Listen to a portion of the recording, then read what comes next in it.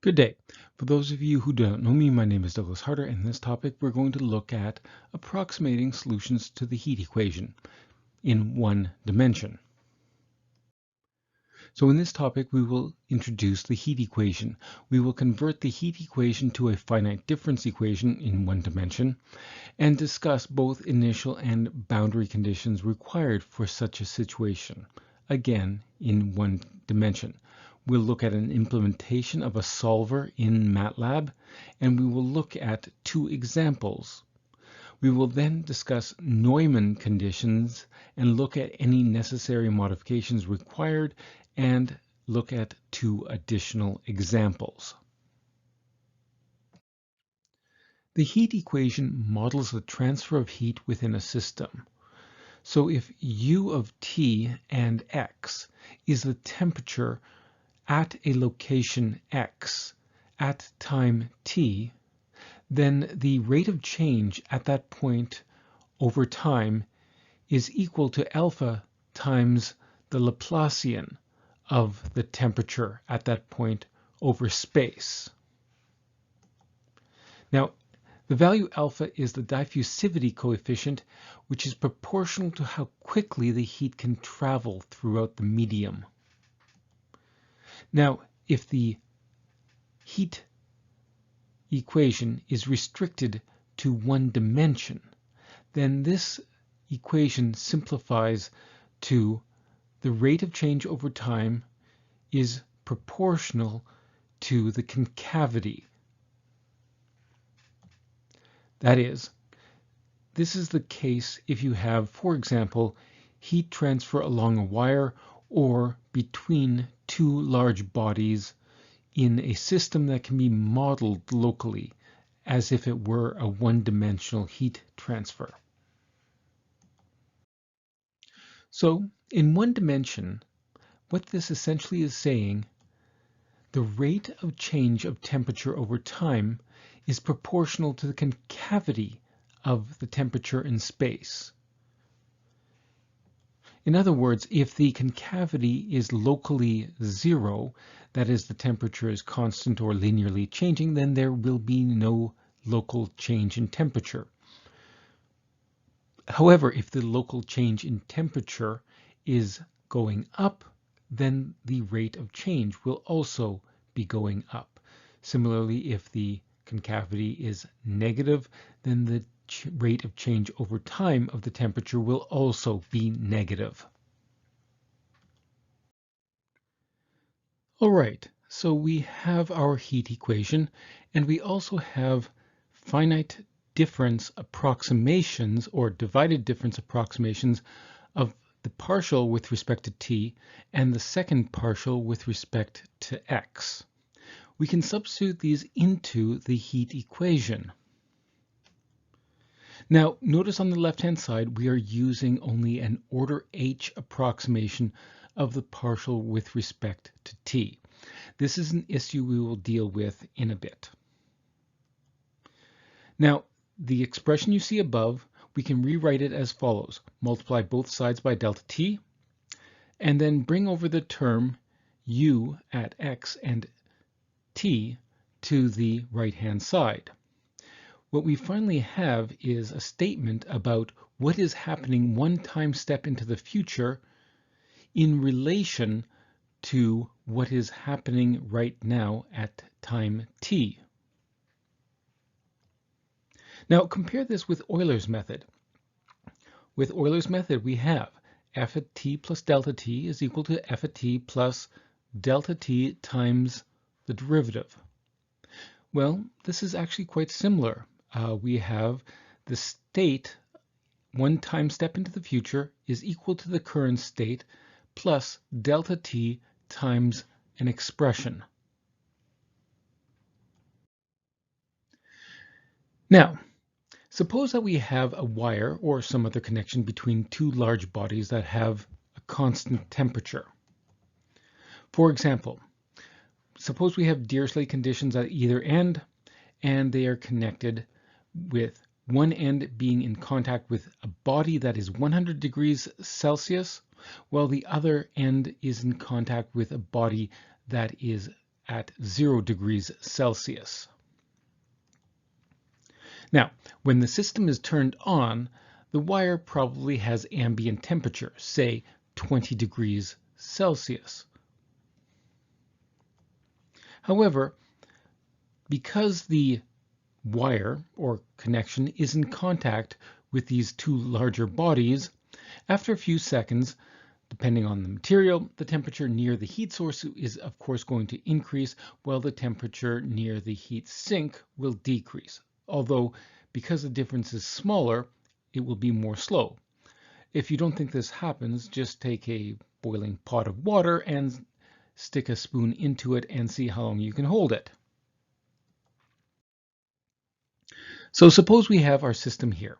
We have our connection between a hot body and a cold body, and after a few seconds, the connection is going to warm up closer to the hot body, and it will also cool down closer to the cold body. The question is, how does this change in temperature occur? And more importantly, what is the final state going to be? Thus, we are going to represent the temperature on the bar or wire connecting the two by a function of space and time, space being one-dimensional. So the spatial variable x must fall between the two endpoints. So x is always between two values a and b. A is closer to the one body, B is in contact with the other body. So suppose that our connection is 1 meter in length, and so therefore the endpoints are at 0 and 1. In this case, U at 0.5 t is going to be the temperature at the midpoint at time t.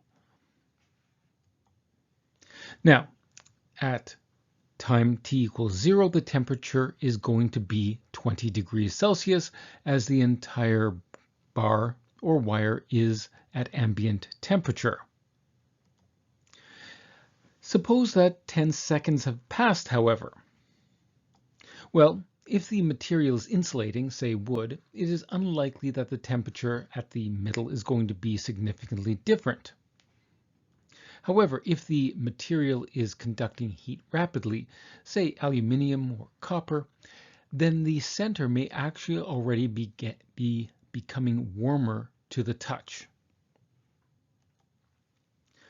After a long period of time, if you think about it, if you're connecting one body that's 100 degrees Celsius and another body that's at 0 degrees Celsius, you would expect that the temperature near the middle would be, after a while, probably close to 50 degrees Celsius.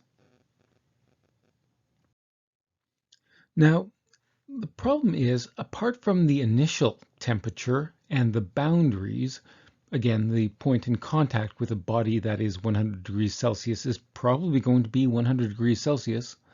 Apart from the boundary conditions and the initial conditions, we don't know what the temperature is, say, at 0.02 meters into the wire after, say, 3 seconds. Consequently, we're going to have to approximate these values. So first of all, let's divide the interval AB into n sub x subintervals, each with width h. Consequently, h is equal to b minus a over n sub x. Consequently, we can divide the interval from a to b into n sub x plus 1 points, where x sub k is equal to a plus k times h. Consequently, x naught is the left-hand endpoint a, and x sub n sub x is equal to b. Next, as before, we cannot approximate the solution at every single point in time.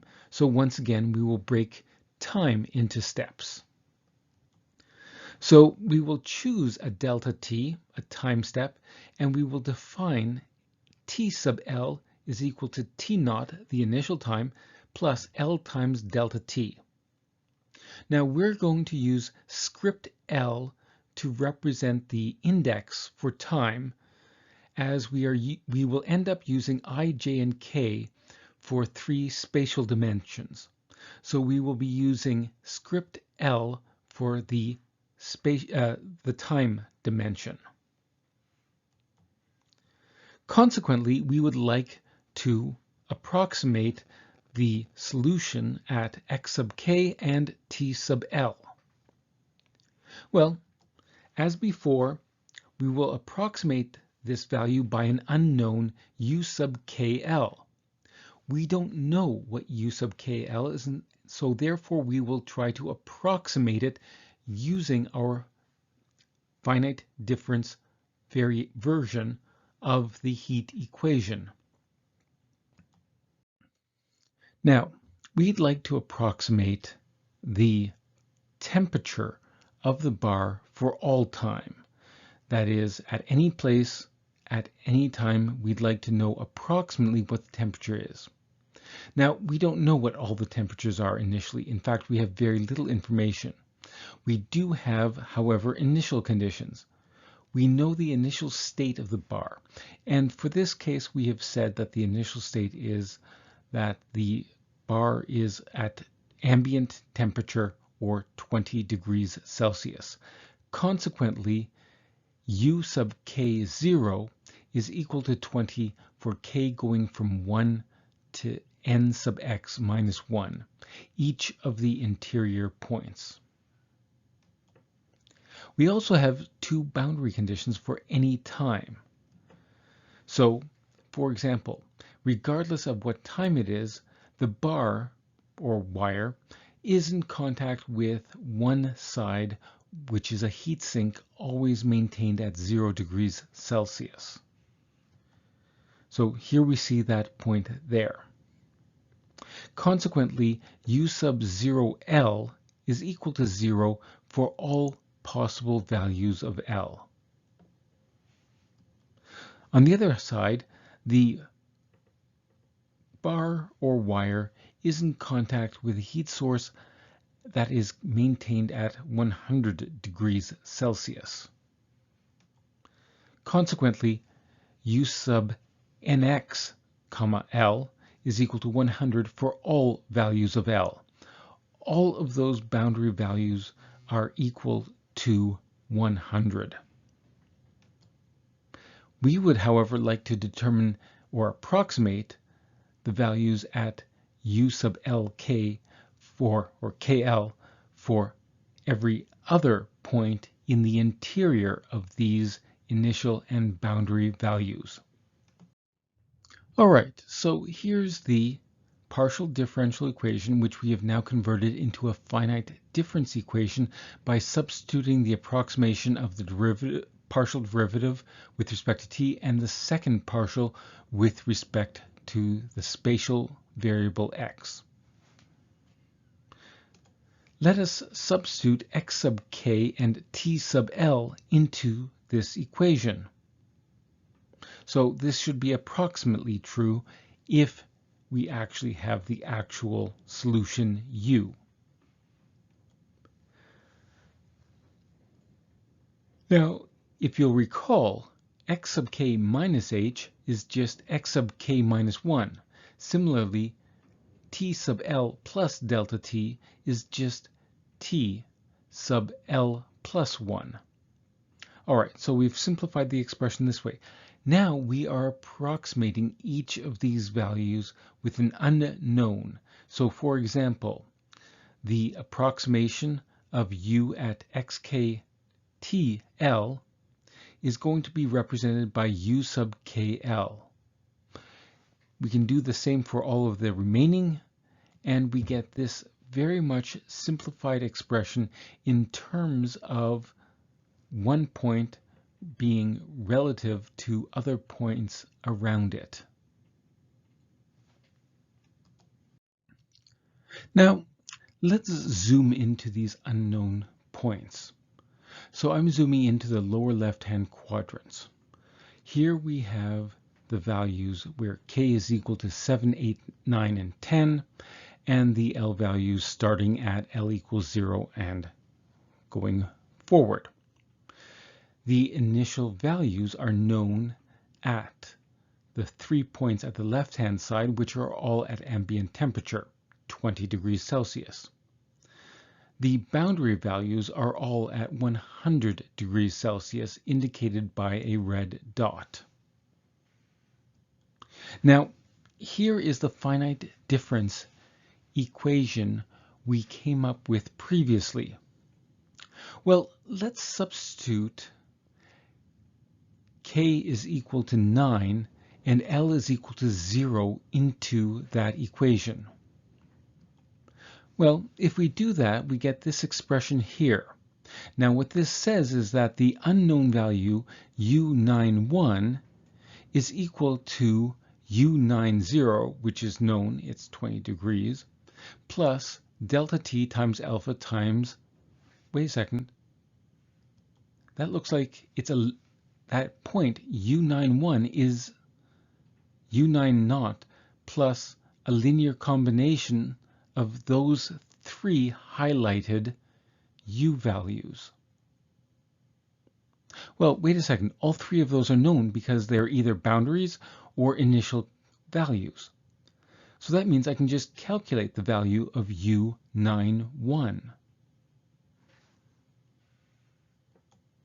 If we let K is equal to 8, then we get this expression here.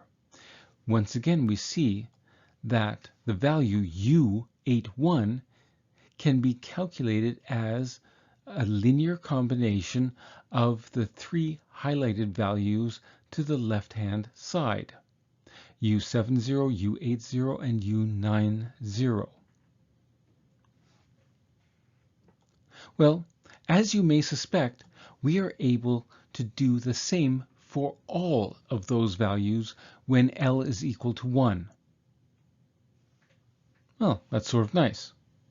Having calculated all of those, now let L is equal to 1 and K is equal to 9. In that case, the next value, U92, which is unknown, can be calculated as a linear combination of the 3 previous values. So all I'm doing is taking linear combinations. That's easy. And I can do so for all of the values when L is equal to 2. And having done so, then as you may suspect, we can do the same for all when L is equal to 3. And so on and so forth, and we can go forward into the future, always calculating the next approximations using the previously calculated approximations. All right, so that's what we're going to do. We will just start and calculate all the values for L is equal to 1, all the approximations when L is equal to 2, and so on and so forth until we get to the end. Now, there is one restriction to this approximation, and that is that this ratio, delta T alpha over h squared, must be strictly less than 1/2. Otherwise, there are issues that cause the approximation to fail. Now, here, however, is a reasonable strategy. Given alpha and h, suppose we want to approximate the solution from T0 to some final T value T sub f. Well, we would like n sub T times delta T to be the difference between Tf minus T0. And so therefore delta T is equal to that difference over n sub T. But how many intervals do we have to break T0 to Tf into? That is, what is an appropriate choice for n sub T?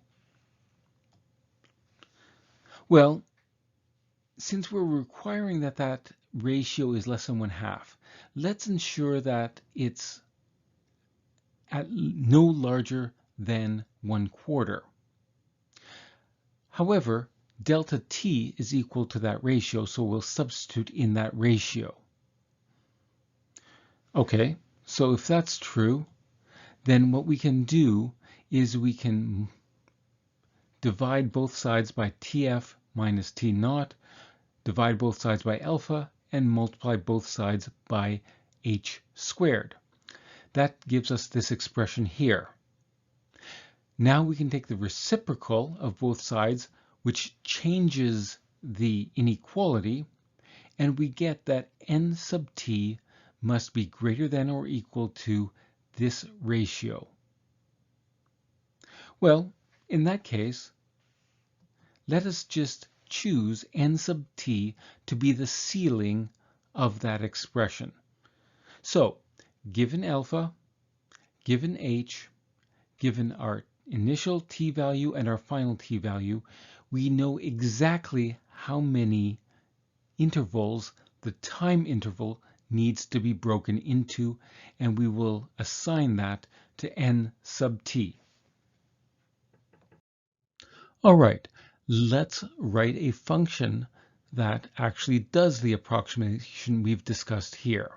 We'll call this function heat, and it returns a vector of x values, that is the values at which we will be doing the approximations, a vector of t values, again, and a vector of the points at which we are approximating the solution at, and then a matrix, and that matrix will contain the approximations. Now, let's take a look at the parameters. Alpha is the diffusivity coefficient. How fast does the heat conduct? X range is a two-dimensional vector representing the interval AB. T range is a two-dimensional vector representing the initial t value and the final t value. U init is going to be a function. It is going to be a function of the spatial variable x, and the return value will be the initial value at that given point. So whatever that evaluates to, that will give us the initial values. Similarly, U boundary is going to give us a function that takes a time variable and then returns a two-dimensional vector giving us the left-hand and right-hand boundary values for that specific time. And what this means, of course, is that the boundary values are allowed to change in time. Finally, n sub x is going to be the number of subintervals into which we will break the interval AB into. Okay. All right, so what are we going to do in this function? The first thing we're going to do is calculate h. H will be the difference in the x range endpoints over n sub x. Next, given the formula we saw on the previous slide, we will calculate the appropriate value of n sub t, the number of points in subintervals into which we will break the time interval into. What this tells us is that delta t is going to be the difference in the t range over n sub t. Now we're going to calculate a vector of the x values. We'll calculate a vector of the t values. We will then create an appropriately sized matrix n sub x plus 1 and n sub t plus 1 of zeros, and we will populate this array. So what we will do first is fill up the array with all of the initial values at the interior points, so for k going from 2 to n sub x. So for each of these points, we will call u init with the corresponding x value that will return the initial value at that point. We will also set the two boundary values. So in that first column, we will set the first and last entries to be the two values returned by the boundary value function u sub boundary evaluated at the first time. So essentially evaluated at time t naught. All right, So now from here on in, we will approximate the next values. So we're going to have a loop. For every single time, we will have a loop that goes through all of the interior points from k equals 2 to n sub x, recalling that the matrix is indexed from 1 to n sub x plus 1. So for each of these interior points, we will calculate the next value using the formula we saw above. And that's it. Having done so, and having calculated all those values, the last thing we will do is at that next L value, we will call the boundary value function at that T value that will return a value, and that will be assigned to the first and last entries of the same column, which we just updated the interior entries of using the previous formula. So we approximate the values, and then we calculate or evaluate the boundary values on either side. Now you're wondering, why did we just jump to Matlab instead of just C++? After all, it seems like there should be a reasonably straightforward translation of this code in Matlab to C++. And of course, C++ would be compiled and therefore faster. Well, one issue with Matlab is that it is an interpreted language, and that means it's going to be slow.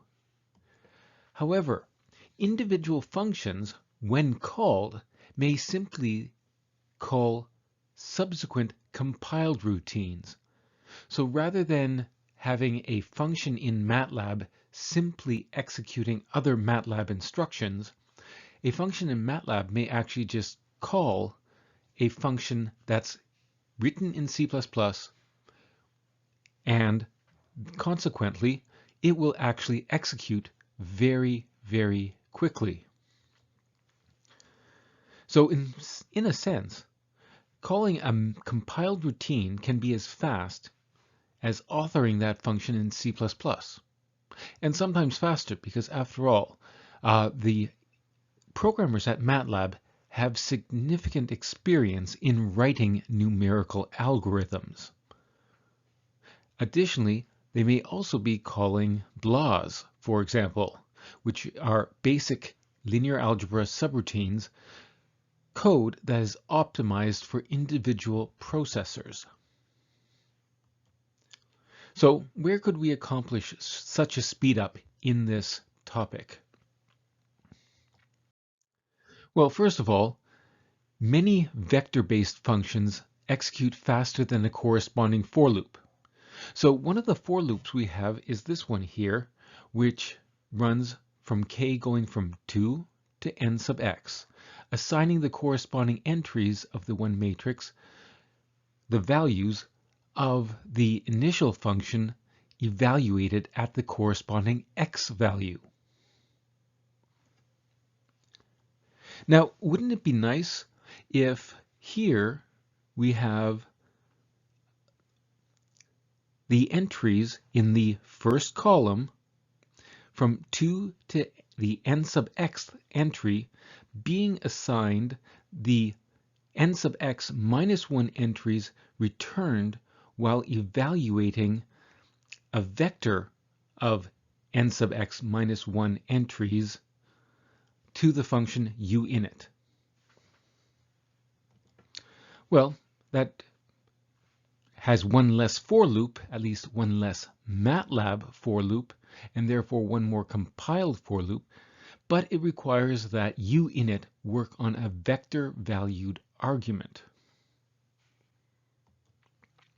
So for example, if you were to have u1 init, just taking the argument x and returning 20, that's going to cause a problem, because if you give it a vector, it will still only return 20.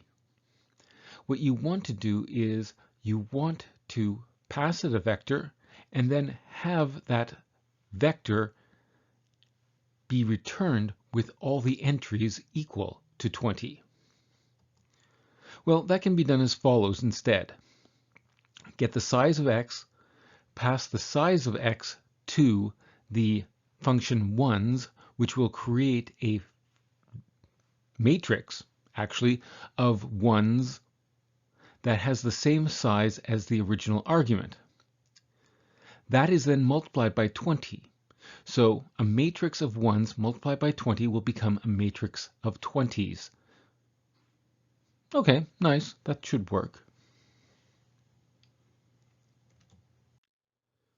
Additionally, the Matlab operation of calculating xk plus 1 minus 2xk plus xk minus 1 for all possible triplets of entries of a vector is something that's so common that there's a Matlab function specifically designed to perform this. And of course, it's in compiled code. So for example, if I have an n-dimensional column vector x, then if I call diff on that, it simply calculates, it returns an n minus 1 dimensional vector where the first entry is x2 minus x1, the second entry is x3 minus x2, and so on and so forth until the last entry is the last entry of x minus the second last entry of x. Again, this is n minus 1 dimensional, as there are n minus 1 pairs on which to perform this difference. If, however, you call diff of x with 2 for that same n-dimensional column vector, you get an n minus 2 dimensional vector that has these corresponding entries. Again, this is what we're calculating here when we are calculating or approximating the concavity. All right, so consequently, our Matlab function simplifies greatly. For now, instead of having 2 additional for loops, we actually only have one statement that assigns all of the initial values at once, and then for each subsequent step, we simply have one additional operation that calculates what we would like to find for the next step. It's actually significantly faster at this point. All right, here's a very simple example. The example we've already been discussing. The initial function is just a function that returns 20, assumed to be the ambient temperature. The boundary value, well, at one end the boundary value is 0, at the other end the boundary value is 100, and so we'll return a column vector that contains these two values. And now we call the heat equation or function with these parameters. We're going to let alpha be equal to 0.3. The x range is from 0 to 1, and the t range is 0 to 0.5. We're going to break the spatial interval into 10 subintervals. When this finishes calculating, and it will be quite quick, we are going to call mesh with the t values, the x values, and the matrix.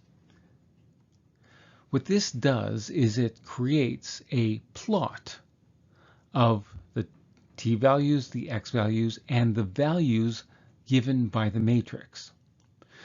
All right, so if we follow any one point here, we are following the change in temperature of one point on the wire or connector between the two bodies, one that's at 0 and the other that is at 100.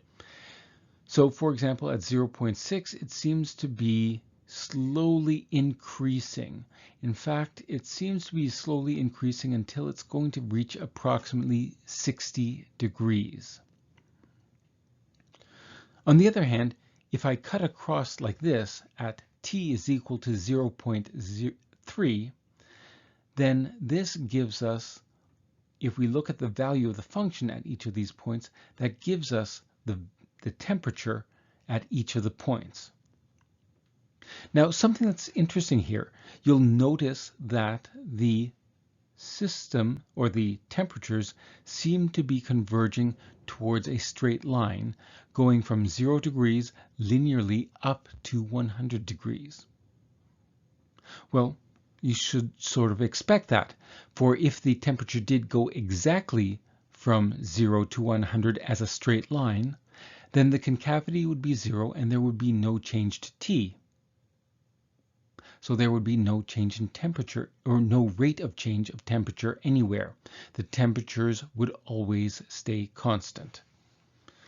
However, there is a slight concave up character, and so consequently everywhere the rate of change over time is going to be slightly positive as it moves towards this solution where it's a straight line.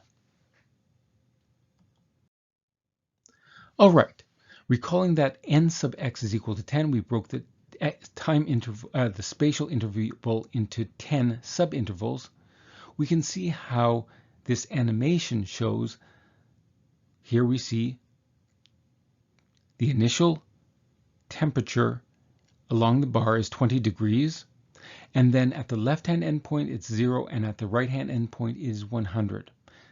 Then, as time moves forward, notice that the temperature in the bar changes until it almost seems to be a straight line connecting 0 to 100.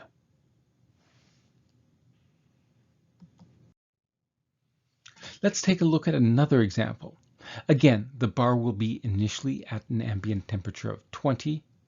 However, we're going to update the boundary value so that it is 0 at one end, but at the other it starts off at the ambient temperature of 20 degrees, and it only after 0.25 seconds does it hit 100 degrees.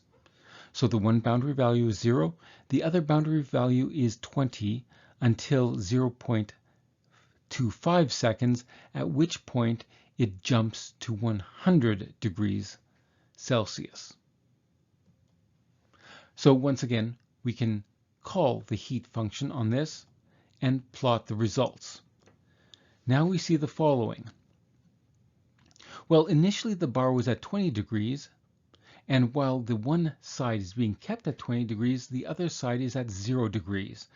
So you can see that the bar is slowly starting to cool for the first 0.25 seconds. However, at time 0.25, the temperature at the left-hand endpoint jumps up to 100. So there's a lot of heat there, and that heat starts propagating through the wire or connector, and as you can see, the temperature starts to increase across the bar. So once again, we can demonstrate this with an animation, and you can see initially the temperature cools, but then it starts to shoot up as soon as the temperature at the right-hand endpoint jumps to 100. So once again, it starts to cool, but then it starts to heat up as the temperature on the right-hand endpoint has jumped to 100. You will notice that no matter what happens, it seems as if, as long as the n values are constant, it seems as if the system is converging towards a straight line, which is exactly what you would actually expect. All right, let's go back to that air analysis. Recall that the formula we used for approximating the second derivative, that the error for that was order h squared, but the formula we used for calculating delta t, or the partial with respect to t, that was only an order delta t. So it was not order delta t squared, it was just order delta t.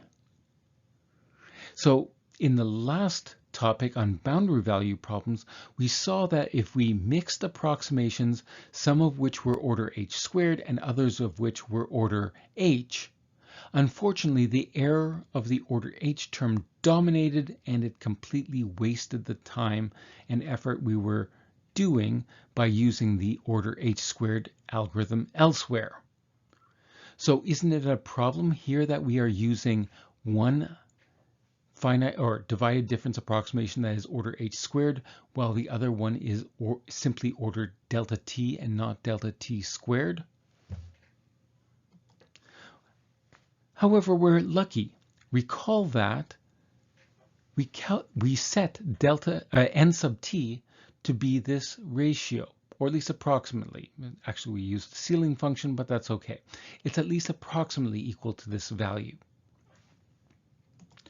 Well, if it's approximately equal to that value, then we can do some cross multiplication and get that this ratio is equal to the expression on the right. But the expression on the right is what we are using for delta t. And delta t is that expression on the right. Consequently, we can substitute that in, and delta t is approximately equal to h squared over 4 alpha. Oh, but wait a second. If the error is order delta t, then the error is some constant times h squared. Consequently, the error is also order h squared. So if we use the formula above to calculate the appropriate value of n sub t, that gives us a value of delta t that is proportional to h squared. So if the error is order delta t, the error is also order h squared. So what actually happens in reality is we just end up approximating the solution at many more t values than we may have broken the spatial interval into. Now, what happens if one boundary, or perhaps both, are either insulated or perhaps have a Neumann boundary condition? That is where the derivative is specified. Of course, an insulated boundary condition is when the derivative is specified as equaling 0. So here, for example, the left-hand endpoint may be set at 0 degrees Celsius, whereas the right hand, indicated in purple, is an insulated boundary. So what will happen over time? Well, recall in our code, we calculated the values at the interior points for the next L value. We then evaluated the boundary conditions at both of the endpoints for that same L value. So we first calculate these n sub x minus 1 entries, and then we calculate the two more on either side. Now, recall from the last topic on boundary conditions, we saw that if a boundary satisfied a Neumann condition, the following was true. At the left-hand endpoint, an order h squared approximation was that u0 was equal to this linear combination of u1 and u2 and the Neumann boundary condition. Similarly, un was given by this linear combination of un minus 1, un minus 2, and the Neumann boundary condition. Well, suppose that we are solving a heat equation where one of the boundaries does indeed satisfy such a Neumann condition. Basically, what we're going to do is we will, as per normal, calculate the next interior points. Then, given the two formulas above, if one of the or both of the boundary values are Neumann, then we can just calculate what those last two values are based on the already calculated values plus the Neumann conditions. All right, here is our heat function that we previously looked at. However, we'll add one more function as an argument, u Dirichlet. And this is going to be a function which we pass a time value. It will return a vector of two values that are either true or false. If it is true, if the first entry is true, it will indicate the left boundary value, or the first boundary value is a Dirichlet condition. And if the second value is true, it will indicate the right boundary is a Dirichlet condition. Otherwise, if either of these is false, it will indicate that that boundary is a Neumann condition. So what do we have to update? Well, we only really have to update this particular statement, which set the Dirichlet boundary conditions at the next boundary value. Similarly, here we updated the Dirichlet conditions after we calculated or approximated the values at the interior points. So these are the only two statements that we actually have to change. All right, so let's skip the initialization and skip the doubly nested for loops that populate the matrix US, and let's just deal with the initial conditions. Having evaluated the initial conditions for all of the interior points, instead we will now call the U-Dirichlet function to determine which endpoints are Dirichlet and which are Neumann, that is, which are fixed and which are fixed derivatives, and then the actual values, the boundary values. So if it's Dirichlet, the boundary value is the fixed boundary value. If it is not Dirichlet, it's Neumann, and the boundary value is the slope. Insulated boundary conditions would be false together with the slope of 0. Now, here was the formula for the left-hand endpoint. So if the left-hand endpoint is Dirichlet, we'll just set the left-hand endpoint to be that boundary value. Otherwise, we will calculate the left-hand endpoint based on the formula we previously derived. Remember that that was an order h squared approximation. Now, for the other endpoint, we use this formula, and that is what we see applied here. If the right-hand endpoint is Dirichlet, we just assign it. Otherwise, we apply this second formula, which also is order h squared.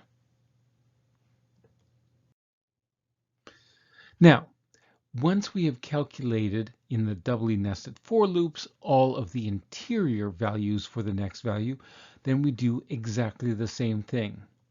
We calculate, or we call the Dirichlet function and the boundary value function, and then we update the left and then the right hand endpoints depending on whether or not they are Dirichlet or Neumann. All right, consider this example. The initial condition is that the temperature along the bar obeys x squared. So at the left-hand endpoint, it will be 0. At the right-hand endpoint, it will be 1. And in the middle, it will be 0.25. The boundary values are both going to be 0, but these are going to be Neumann conditions. So essentially, we have two boundary values, both of which are 0, slope. So consequently, the Dirichlet function will return false, false. So let's call our modified heat function, and let's take a look at the result. So at time t is equal to 0, we do indeed see that it satisfies approximately x squared. However, what's happening over time? It seems almost to be flattening. Now, why should that be the case? Why should it flatten if you have two insulated boundary conditions? Notice also that the slopes at the endpoints seem to be zero even though it appears to be getting closer and closer to a flat surface.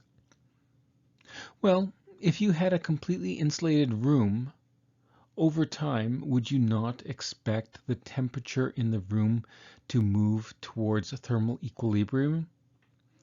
Basically, wouldn't you expect the temperature to approach the average value of the thermal energy available, which in this case would be 1/3? Well, let's see what happens over time. So once again, initially we have the distribution as given, but as we go forward in time, notice that it seems as if the temperature throughout the room is approaching 1/3. Now, I guess we could let this run for longer, but you can try that on your own time. Set the final time limit to be 10 seconds instead of half a second, and you will see that as time moves forward, the temperature across the bar is going to approach a temperature equal to 1/3 everywhere.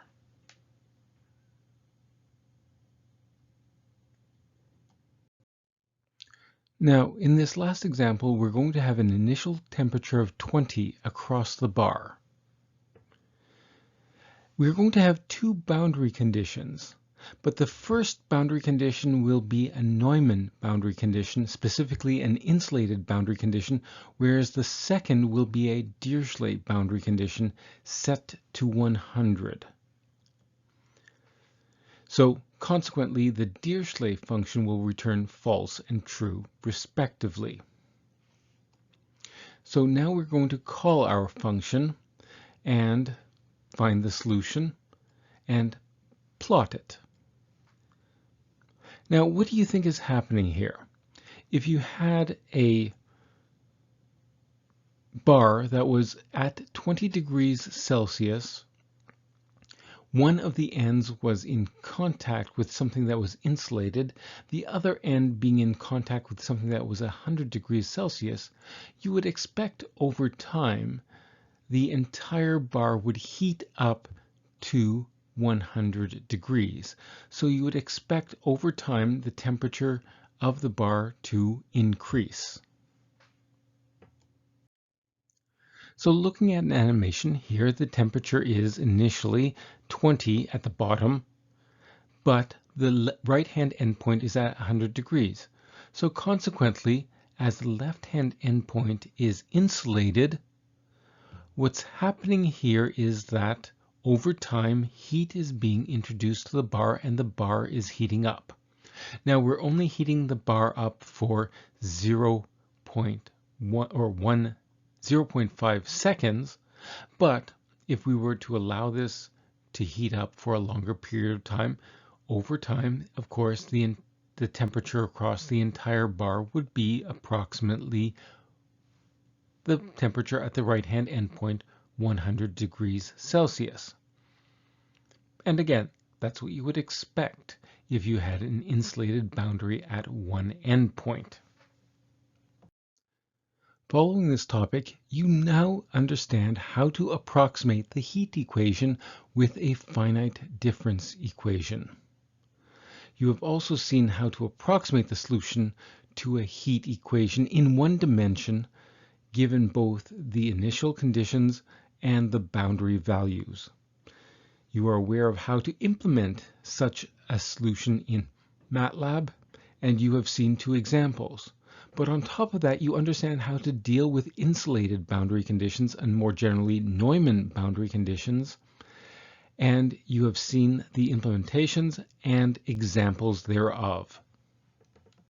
Here are the references, acknowledgements, the colophon, and a disclaimer. Cheers!